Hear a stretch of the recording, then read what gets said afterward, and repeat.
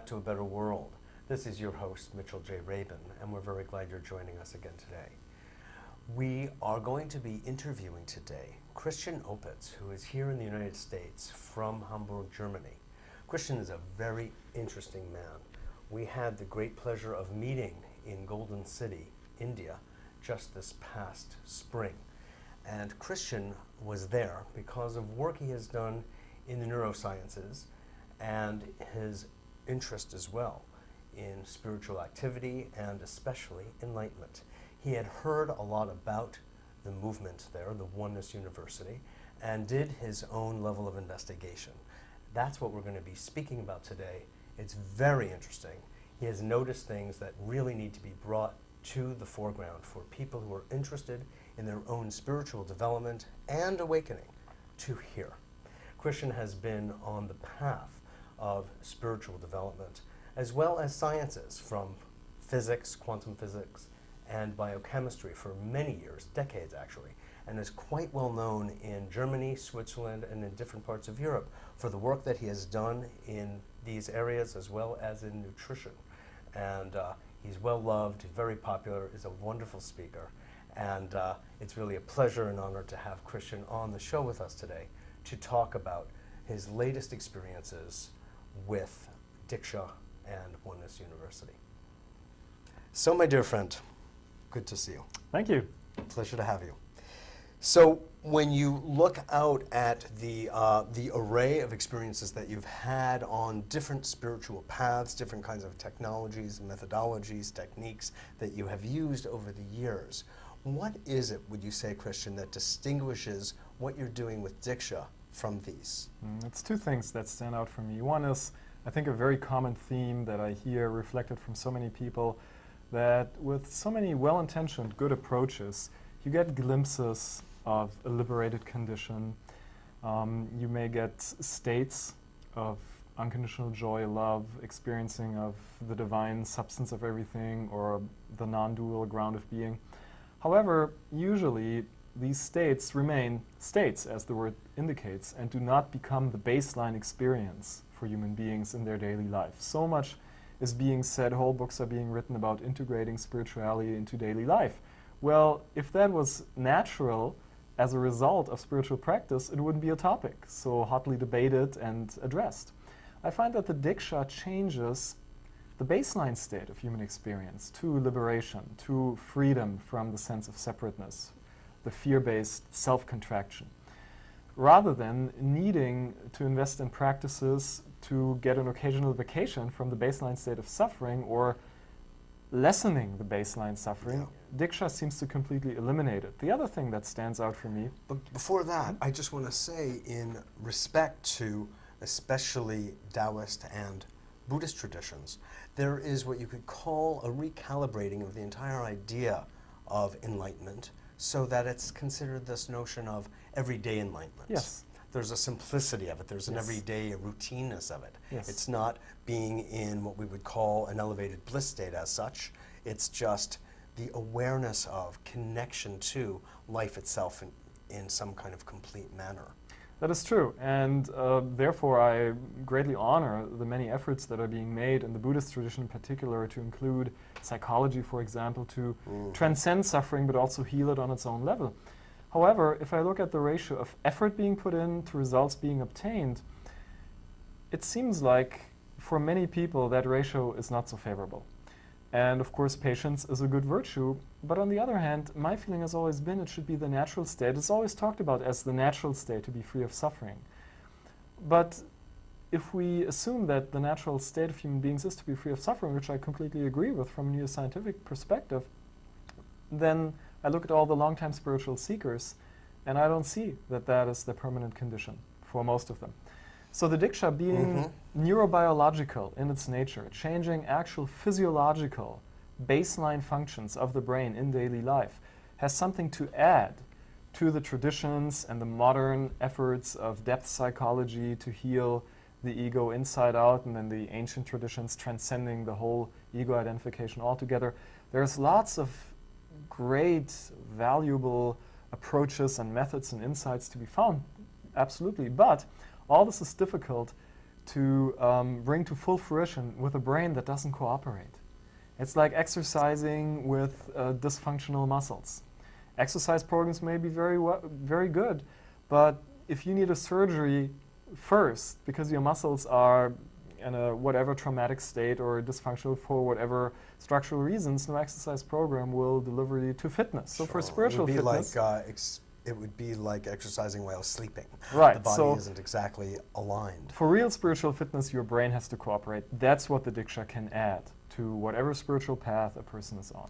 Well, when you have stepped back and studied what the effects are of Diksha on the brain, what is it that you have seen? There are three things that stand out for me. One is the Diksha seems to permanently and naturally get people out of an overactivity of their reptilian brain. It is based on generally. It's worth it for that alone. It's worth it for that alone because the reptilian brain, as the name indicates, is the level of brain development found in reptiles. And reptiles don't play. They don't have a social life. They don't express joy or love. Their behavior is strictly about survival. Now, that's perfect if you're a lizard. But for human beings, that's a very limited life experience. And so We've tried to go beyond that. We've tried, and these attempts are difficult if our brain activity is so locked in the reptilian brain. One thing that also causes is an overactivity in the parietal lobes, which are located above the ears. The parietal lobes should naturally give us a sense of our physical boundaries, that we know where our body ends and the environment begins. However, being overactive, those parietal lobes do not only create a sense of physical boundaries, they create an existential sense of separation. Hence, the ego, the sense of separateness, is nothing more really than a neurobiological misfiring in the parietal lobes. The Diksha seems Is it an excess activity in the parietal lobes? Yes, it's an excess activity in the parietal lobes, which is something that the Diksha seems to permanently alter down to a level of normal activity that we can still sense our physical boundaries without having this existential, stressful sense of separation. And then the third part is the activation of the frontal lobes, which are the storehouse of all the great qualities that we want to have if we want to enjoy life. Anything from expanded states of mystical vision to higher insights, intuition, creativity, great inner peace, universal love, unconditional joy. All this requires a great activation of the frontal lobes. Profoundly happy people have above average activity in the frontal lobes. Very, very long time dedicated meditators tend to have more active frontal lobes. This has been measured with some of the close disciples of the Dalai Lama, whose frontal lobe activity is off the charts. Now, Diksha seems to get people there very quickly and very effectively. How have you been able to measure this? There is some new brain technology that can detect these changes. Trans-gamma EEGs that also include the very, very high brain frequencies is an important tool for investigation. Sort of like a stepped-up EEG? Yes, because regular EEG won't do the trick because regular EEG is too limited in the range of frequencies it addresses. Also, diagnostic equipment from Europe, AMSAT and the Karnak 2000, these are tools that we're using. And what we're finding is very exciting because we see changes in people, permanent changes in their baseline brain activity, that so far the only thing that people get there is decades of very dedicated spiritual practice. Now, you've been on the path for a long time yourself, and that is to say that you have received teachings, perhaps initiations. Could you just speak a little bit about that and what you see as the difference in what you're experiencing through receiving Diksha, which you've now done and are now, of course, giving over this past period of time, and what you've experienced inside yourself in the past? Well, in my own path, spiritual practices always got me to a certain point, and then it didn't get beyond that. And the Diksha certainly made the sky the limit, and then not even that's the limit anymore. So there is, for me, in my own very personal experience, truly an endless deepening every day, almost, moment to moment, that in the past, lots of effort was necessary for certain changes to occur. Then maybe there was some time of cruising, and surfing the waves, but then the next round of effort was necessary. Diksha made my path truly effortless, and not an affirmed, asserted, intentional effortlessness, but just natural effortlessness. So struggle has been completely taken out of my path, number one. Number two, the combination of the very ordinary daily life enlightenment and deep emotional healing, healing of pre- and perinatal stress, healing of childhood wounds, as well as at the same time deep, profound transcendence, disidentifying from the whole thing and identifying with pure consciousness more and more. The simultaneous nature of these things, which in many teachings that I studied, you have to do a lot to bring these together. And a lot of teachings emerge nowadays addressing both ends of the spectrum. Very well intentioned, once again, but the amount of time needed to get results is just there's just such a shortcut through Diksha. It's just amazing to me. Well, it's interesting because it seems like it's actually perfectly tailored for the Western mind. Because, you know, I wouldn't want to say that it's the McDonald's of enlightenment and spiritual work. But in a sense, I think it's actually more related to where we are from a larger cosmic historical point of view, really, Christian, that when you say it takes too much time, it does take too much time, because right now the clock is ticking, i.e. Relative to the Mayan calendar and others. And the other thing that we've got to manifest something that is just clearer and more heart-centered in order to shift the consciousness of this whole planet quickly.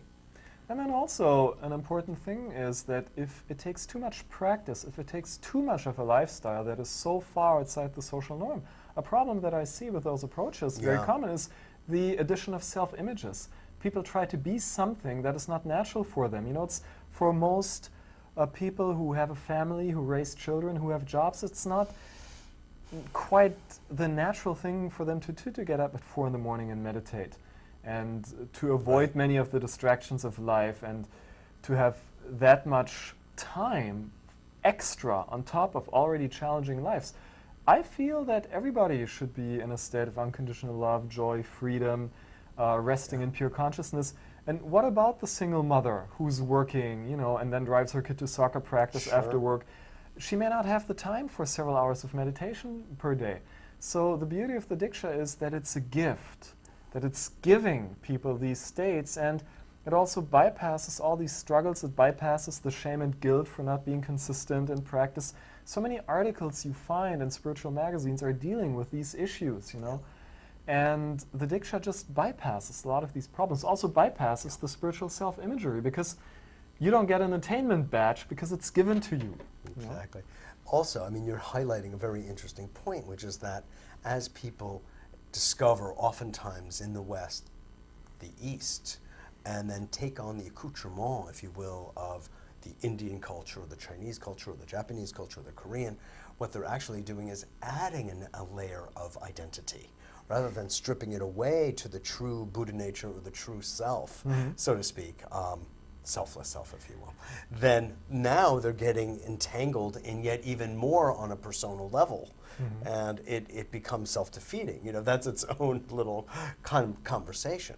So I appreciate very much what you're saying about the way Diksha kind of cuts to the chase, if you will, and gets down to the physiology that we need in order to really advance ourselves rather quickly. Yes. One of the other things that you mentioned that I want to just reiterate is the emphasis in Oneness University on the emotional state of the people going through the process, because we have both known and we know inside ourselves that so-called spiritual advancement doesn't always go hand in hand with emotional advancement and maturity. And what brain science brings in there is that fake mysticism, pathological states of dissociation, and real mysticism on the subjective level can look very much alike.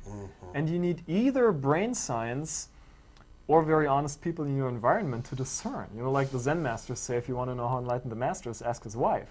Which I think is a very good principle. The problem is, of course, there is such a strong urge in many people to dissociate from their pain. And I work as a therapist with world-renowned spiritual teachers who have problems with alcoholism, domestic violence, very, very crude Sexual things. abuse. Sexual abuse, absolutely. Power abuse issues. Power abuse. So the Diksha being a process that brings a neurobiological basis for healthy mysticism, because that's what healthy mysticism is. It's deactivating the overactivity in the parietal lobes, deactivating the overactivity in the reptilian brain, activating the frontal lobes. Whereas, for example, dissociative states is chaotic activity in the temporal lobes, looking very much like certain forms of epilepsy, but that are mistakenly experienced as heightened status of consciousness, God visions, encountering mythical or mystical beings. As with schizophrenia. As with These schizophrenia. two, right, yes. exactly. And, you know, there are aspects of all of that because in effect, everything is God anyway, if you come from Weltanschauung, if you will. And yet, there are these distinctions that you're making between pathology and between, you could say, a higher level of sanity that really needs to be discerned. So that's one other outstanding feature of the Diksha for me, the real-life experiences, that the quality of people's lives improves so much. And the beautiful thing is, this is not based on you know, the incest of feedback within a closed group, which is often what happens in spiritual groups, of course.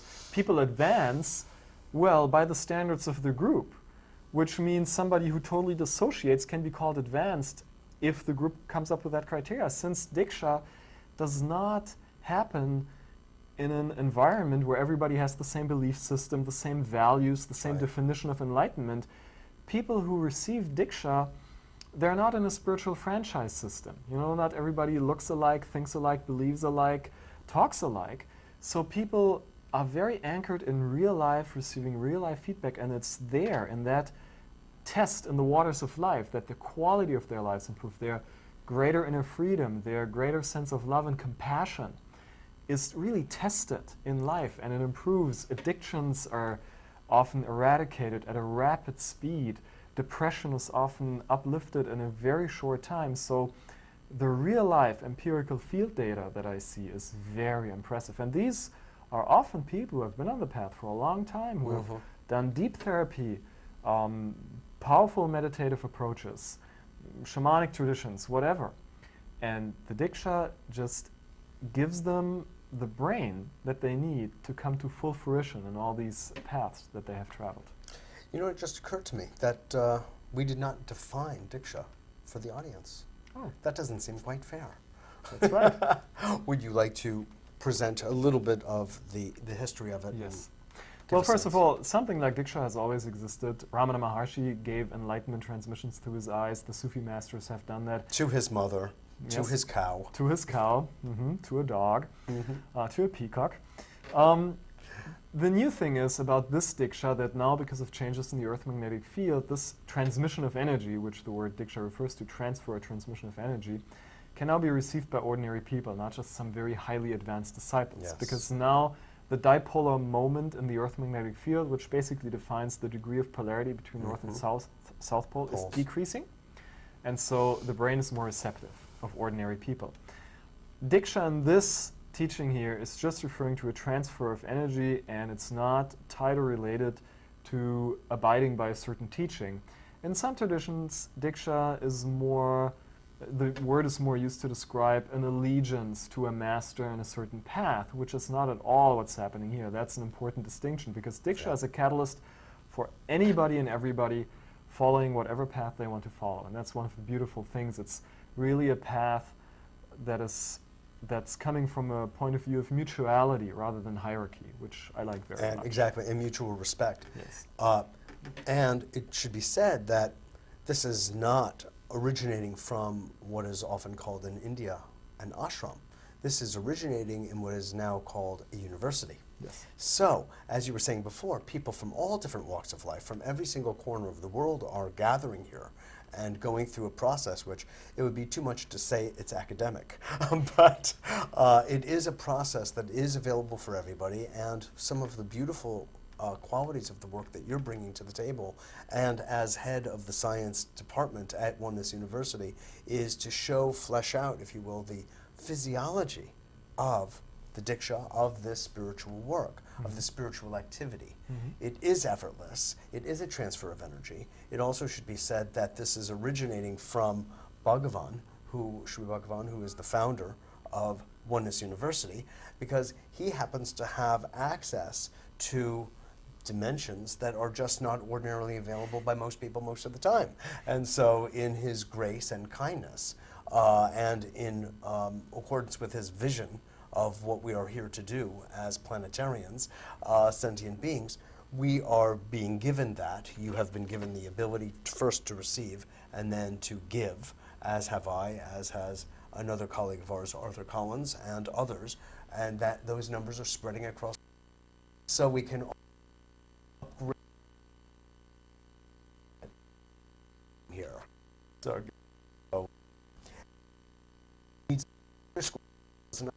to do with teacher or teaching for that matter.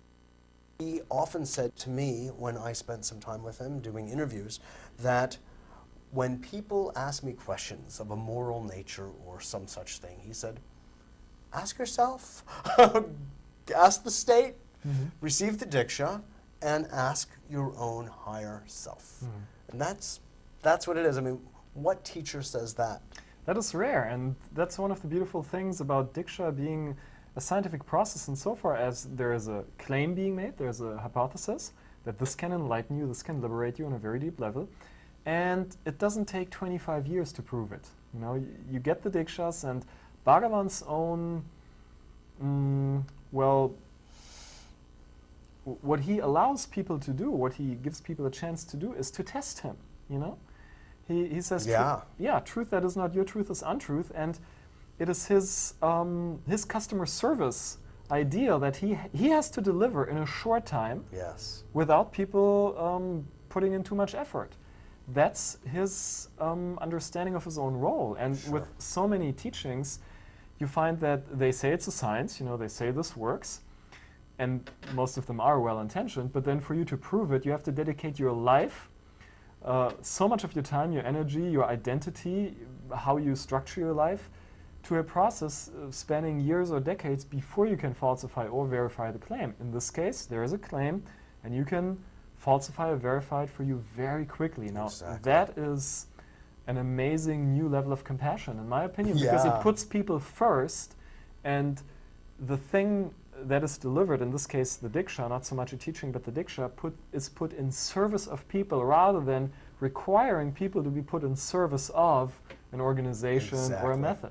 You do not have to wear a certain kind of clothes. You do not have to cut your hair, if you have any. You don't have to do anything of an outer sort. You just receive the Diksha and be yourself. And you don't have to believe in it. And you you don't have to believe. I'm a good example of that. I was so skeptical. Having had some not so favorable experiences in the past with great claims to, you know, the enlightening effect of certain approaches. And I went in there very skeptically, and, you know, what I tell skeptical people is, if it's divine grace, it has to be capable of more than placebo effects, so you don't have to believe in it. That's very much my experience. The only thing that is good to bring in on people's parts is honesty with themselves, where they're at. For example, if they are skeptical, to be honest about it, and not to create some kind of devotee self-image that they believe everything we're saying when we're giving an introductory program or something like that. If people are simply being themselves, are honest about their stuff, are honest about the things that they feel powerless to change, don't try to affirm it away, don't try to come up with some new self-image. Then the Diksha, because of its neurophysiological effect, because of its effect on those very specific brain centers, will do the rest. And because it's neurophysiological, it's grounded, it's real, it's not a fleeting state. It is something substantial that can transform life beyond recognition. Hallelujah. I mean, you know, what do you say after that? You know, one of the things that I think is changing the paradigm a bit in the entire inquiry of spirituality and consciousness here, Christian, is this idea that we have to work and labor for many, many, many years in order to get the great prize. And Bhagavan is saying, no, it's not that. It doesn't have to be that way. In fact, he said that human beings have done their sadhana. Done. It's handled. Now come and enjoy the fruits of your labor, if you will, and give up that entire perspective on working for enlightenment when, ironically, of course, it's an effortless enterprise. I like that. We'll have to talk about that. But now that you have more and more identified and are continuing on the path of identifying the physiology of what the effects are on the brain, I think that's bringing it more into the scientific domain increasingly, which will appeal and attract more and more people, including me. I went to India because of Bhagavan's describing this process as neurobiological. I went, wow, what teacher does that, you know? And it's Really? and that's very valuable because it cuts out the, well, it goes back to Occam's razor, right? The best Yeah. explanations are the ones containing the fewest assumptions. And why give a complicated mythological worldview that you can either believe in or not, but you can never verify with any substantial data when there is a scientific explanation for these things that's very satisfying. Absolutely. That does not decrease the immense spiritual dimension of it, Not at all. but that explains the important role of the brain as the anchor of spiritual experience into the flesh and human life. And that's what the brain is. It's not the source of consciousness, or it's not even maybe its seat, but it is an anchor. It is the Yes, important yes. bridge, the all-important bridge between mystical experiences, expanded states of consciousness, and our ability to live from there rather than having just an occasional vacation to go there. Right, exactly, well put. It's a material antenna, if Yes. you will. Yes. So, Very much so. and while I believe that science has a magnificent and elegant place to play and role to play in all of it, I think it comes down ultimately to our own sense of intuition, of understanding that there is this divine nature, this divine natural balance to all things in which we are participating, and if we just allow our brains and minds to roam free, we will hit upon the truths of this life. And this Diksha process is, in a sense, a cohering, organizing factor, if you will, and principle that's helping us just jettison it a bit better. Christian, I think that we have to continue this because we've just touched upon some of the good and salient elements, but there's more. So would you join me again? Absolutely. Absolutely. Great. Thank you. Thanks a lot. This is Mitchell J. Rabin for A Better World. Thanks so much for joining us. I hope you enjoyed that as much as I did. I'm always enriched in conversations with Christian, and I hope the same is for you. I look forward to seeing you all next week.